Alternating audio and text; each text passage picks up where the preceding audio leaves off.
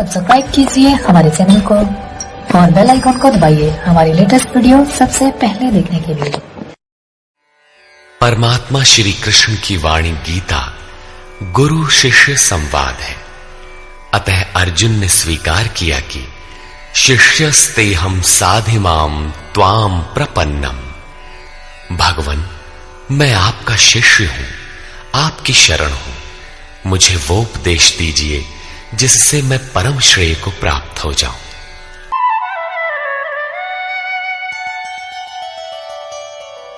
सहयज्ञाः प्रजा सृष्ट्वा पुरोवाच प्रजापतिः अनेन प्रसविष्यध्वम् एष वोस्त्विष्टकामधुक्।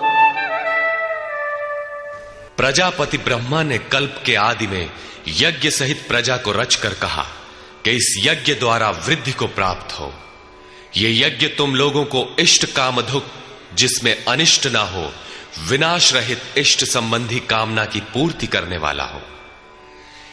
यज्ञ सहित प्रजा को किसने रचा? प्रजापति ब्रह्मा ने। ब्रह्मा कौन? क्या 4 मुख और 8 आंखों वाला देवता जैसा कि प्रचलित है? नहीं, श्री कृष्ण के अनुसार देवता नाम की कोई अलग सत्ता है ही नहीं। फिर प्रजापति कौन है? वस्तुतः जिसने प्रजा के मूल उद्गम परमात्मा में प्रवेश पा लिया है, वो महापुरुष प्रजापति है। बुद्धि ही ब्रह्मा है। अहंकार शिव बुद्धि अज, मन शशि चित्त महान। उस समय बुद्धि यंत्र मात्र होती है। उस महापुरुष की वाणी में परमात्मा ही बोलता है। भजन की वास्तविक क्रिया प्रारंभ हो जाने पर बुद्धि का उत्तरोत्तर उत्थान होता है। प्रारंभ में वो बुद्धि ब्रह्म विद्या से संयुक्त होने के कारण ब्रह्मविद कही जाती है। क्रमशः विकारों का शमन होने पर, ब्रह्म विद्या में श्रेष्ठ होने पर यह ब्रह्म विद्वर कही जाती है। उत्थान और सूक्ष्म हो जाने पर बुद्धि की अवस्था विकसित हो जाती है। वो ब्रह्म विद्वरीयान कहलाती है। उस अवस्था में ब्रह्म विद्वेत्ता पुरुष दूसरों को भी उत्थान मार्ग पर लाने का अधिकार प्राप्त कर लेता है। बुद्धि की पराकाष्ठा है ब्रह्म विद्वरिष्ठ, अर्थात ब्रह्मविद की वो अवस्था जिसमें इष्ट प्रवाहित है। ऐसी स्थिति वाले महापुरुष प्रजा के मूल उद्गम परमात्मा में प्रविष्ट और स्थित रहते हैं। ऐसे महापुरुषों की बुद्धि मात्र यंत्र है। वे ही प्रजापति कहलाते हैं। वे प्रकृति के द्वंद्व का विश्लेषण कर आराधना क्रिया की रचना करते हैं। यज्ञ के अनुरूप संस्कारों का देना ही प्रजा की रचना है। इससे पूर्व समाज अचेत अव्यवस्थित रहता है। सृष्टि अनादि है। संस्कार पहले से ही है, किंतु अस्त व्यस्त विकृत है। यज्ञ के अनुरूप उन्हें ढालना ही रचना या सजाना है। ऐसे महापुरुष ने कल्प के आदि में यज्ञ सहित प्रजा की रचना की। कल्प निरोग बनाता है। वैद्य कल्प देते हैं, कोई काया कल्प करता है। ये क्षणिक शरीरों का कल्प है। वास्तविक कल्प तो तब है जब भवरोग से मुक्ति मिल जाए। आराधना का प्रारंभ इस कल्प की शुरुआत है। आराधना पूर्ण हुई तो आपका कल्प पूरा हो गया। इस प्रकार परमात्म स्वरूपस्थ महापुरुषों ने भजन के प्रारंभ में यज्ञ सहित संस्कारों को सुसंगठित कर कहा कि इस यज्ञ से तुम वृद्धि को प्राप्त हो। कैसी वृद्धि? क्या मकान कच्चे से पक्का बन जाएगा? आय अधिक होने लगेगी? नहीं, यज्ञ इष्ट कामधुक, इष्ट संबंधी कामना की पूर्ति करेगा। इष्ट है परमात्मा। उस परमात्मा संबंधी कामना की पूर्ति वाला है। प्रश्न स्वाभाविक है कि यज्ञ सीधे उस परमात्मा की प्राप्ति करा देगा अथवा क्रम क्रम से चलकर।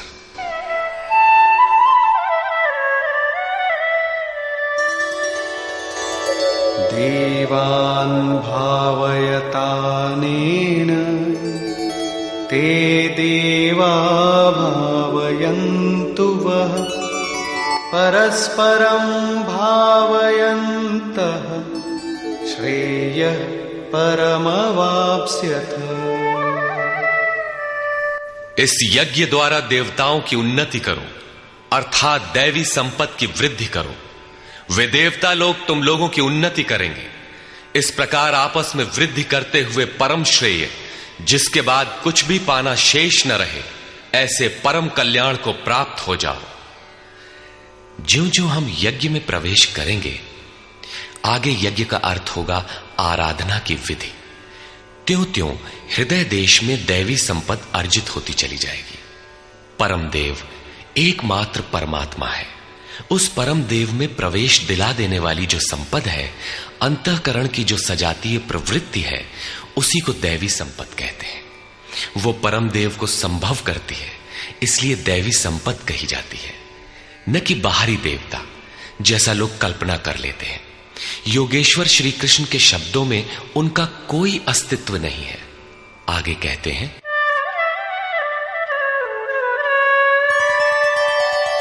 इष्टान् भोगान् हि वो देवा दास्यन्ते यज्ञभाविताः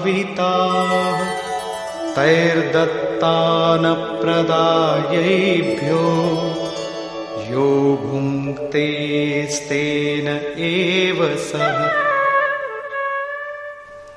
यज्ञ द्वारा संवर्धित देवता दैवी संपत्ति आपको इष्टान भोगान ही दास्यन्ते, इष्ट अर्थात आराध्य संबंधी भोगों को देंगे, अन्य कुछ नहीं।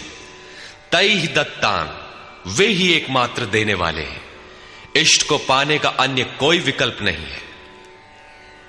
इन दैवी गुणों को बिना बढ़ाए जो इस स्थिति का भोग करता है, वो निश्चय ही चोर है। जब उनसे पाया ही नहीं तो भोगेगा क्या? किंतु कहता अवश्य है कि हम तो तत्वदर्शी हैं। वो निश्चय ही चोर है, न कि प्राप्ति वाला। किंतु पाने वाले क्या पाते हैं?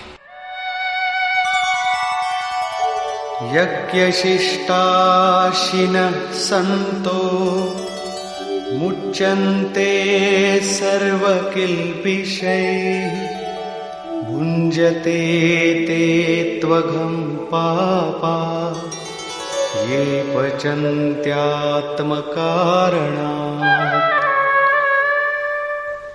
यज्ञ से बचे हुए अन्न को खाने वाले संत जन सब पापों से मुक्त हो जाते हैं। दैवी संपत्ति की वृद्धि करते करते परिणाम में प्राप्ति काल ही पूर्ति काल है। जब यज्ञ पूर्ण हो गया तो शेष बचा हुआ ब्रह्म ही अन्न है। इसी को श्री कृष्ण ने दूसरे शब्दों में कहा, यज्ञ शिष्टामृत भुजो यान्ति ब्रह्म सनातनम। यज्ञ जिसकी सृष्टि करता है, उस अशन को पान करने वाला ब्रह्म में प्रविष्ट हो जाता है। यहां वे कहते हैं कि यज्ञ से शेष बचे हुए अशन को, ब्रह्म पीयूष को पान करने वाला सब पापों से छुटकारा पा जाता है। संत जन तो छूट जाते हैं, किंतु पापी लोग मोह के माध्यम से उत्पन्न शरीरों के लिए पचते हैं। वे पाप खाते हैं। उन्होंने भजन भी किया, आराधना को समझा, अग्रसर भी हुए, किंतु बदले में एक मीठी सी चाह पैदा हो गई कि आत्म कारणात्, शरीर के लिए और शरीर के संबंधों को लेकर कुछ मिले। उसे मिल तो जाएगा, किंतु उतने भोग के पश्चात वो अपने को वहीं खड़ा पाएगा जहां से चलना प्रारंभ किया था। इससे बड़ी क्षति क्या होगी? जब शरीर ही नश्वर है तो इसके सुख भोग कब तक साथ देंगे? वे आराधना तो करते हैं, किंतु बदले में पाप ही खाते हैं। पलटि सुधाते सठ विष लेहि, वो नष्ट तो नहीं होगा, किंतु आगे नहीं बढ़ेगा। इसीलिए श्री कृष्ण निष्काम भाव से कर्म भजन करने पर बल देते हैं। अभी तक श्री कृष्ण ने बताया कि यज्ञ परम श्रेय देता है और उसकी रचना महापुरुषों द्वारा होती है, किंतु वे महापुरुष प्रजा की रचना में क्यों प्रवृत्त होते हैं? इस पर कहते हैं,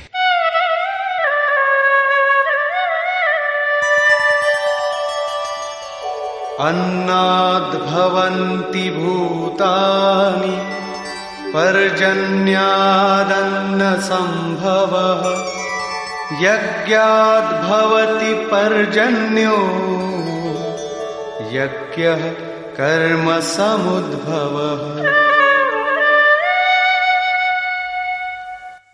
कर्म ब्रह्मोद्भवं विद्धि ब्रह्माक्षर समुद्भवम् तस्मात् सर्वगतं ब्रह्म नित्यं यज्ञे प्रतिष्ठितम्। संपूर्ण प्राणी अन्न से उत्पन्न होते हैं। अन्नम ब्रह्म व्यजानात्, अन्न परमात्मा ही है। उस ब्रह्म पीयूष को ही उद्देश्य बनाकर प्राणी यज्ञ की ओर अग्रसर होता है। अन्न की उत्पत्ति वृष्टि से होती है, बादलों से होने वाली वर्षा नहीं अपितु कृपा वृष्टि।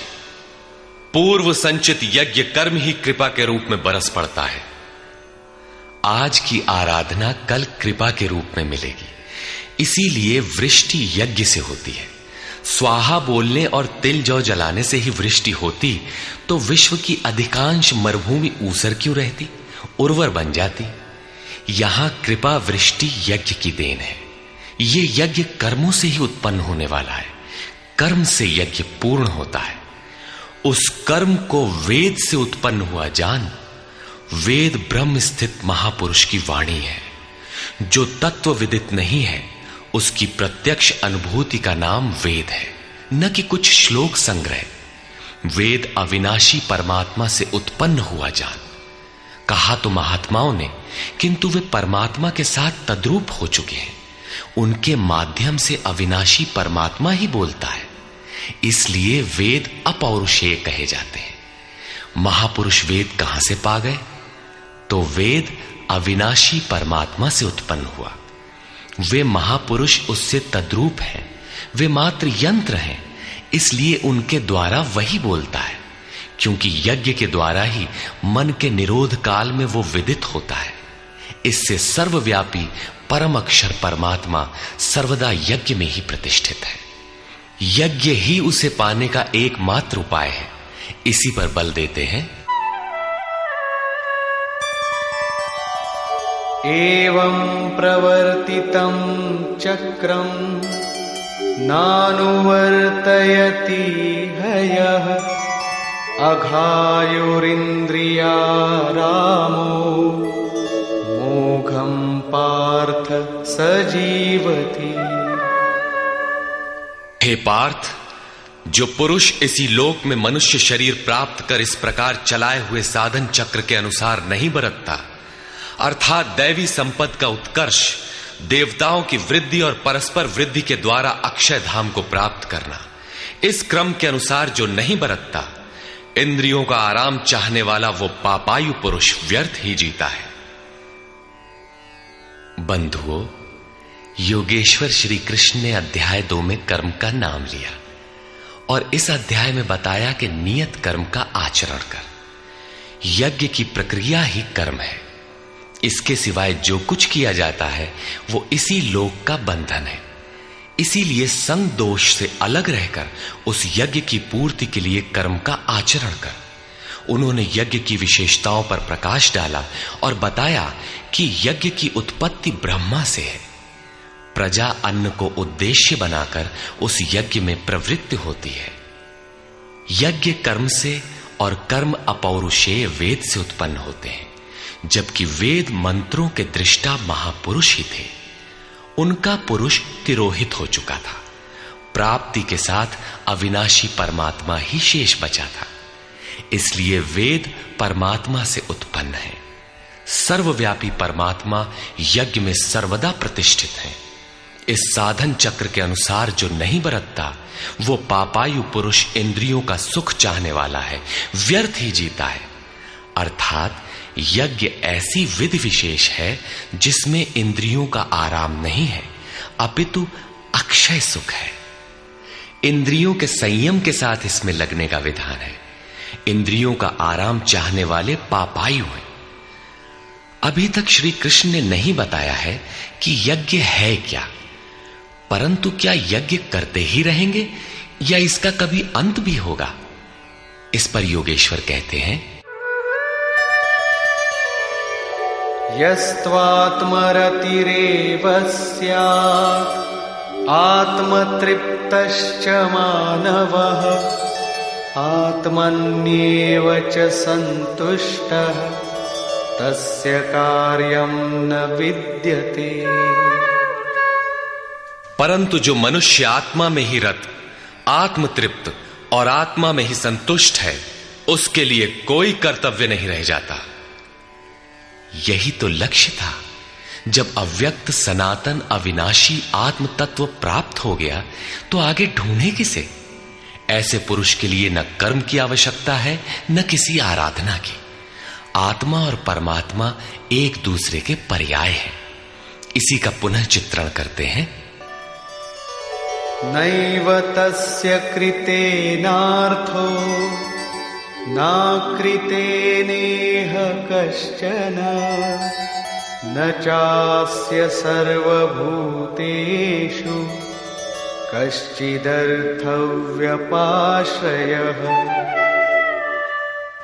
इस संसार में उस पुरुष का किए जाने से कोई लाभ नहीं है और न छोड़ देने से कोई हानि है।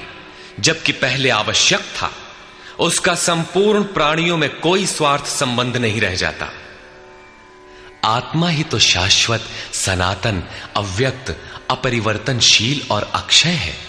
जब उसी को पा लिया, उसी से संतुष्ट, उसी से तृप्त, उसी में ओतप्रोत और स्थित है, आगे कोई सत्ता ही नहीं तो किसको खोजें?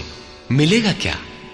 उस पुरुष के लिए कर्म छोड़ देने से कोई हानि भी नहीं है, क्योंकि विकार जिस पर अंकित होते हैं वो चित्त ही न रहा। उसका संपूर्ण भूतों में, बाह्य जगत और आंतरिक संकल्पों की परत में लेश मात्र भी अर्थ नहीं रहता। सबसे बड़ा अर्थ तो था परमात्मा। जब वही उपलब्ध है तो दूसरों से उसका क्या प्रयोजन होगा?